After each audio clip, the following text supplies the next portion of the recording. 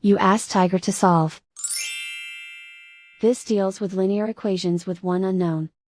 The final result is y equals -33/49.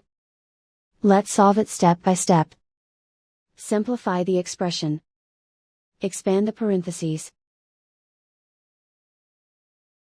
Multiply the coefficients. Simplify the arithmetic. Expand the parentheses.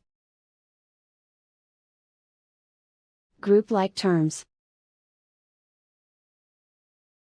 Simplify the arithmetic. Group all constants on the right side of the equation. Subtract 33 from both sides. Simplify the arithmetic.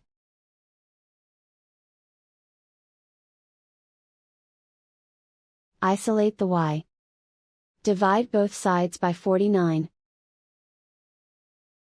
Simplify the fraction. And so the final result is y equals -33/49.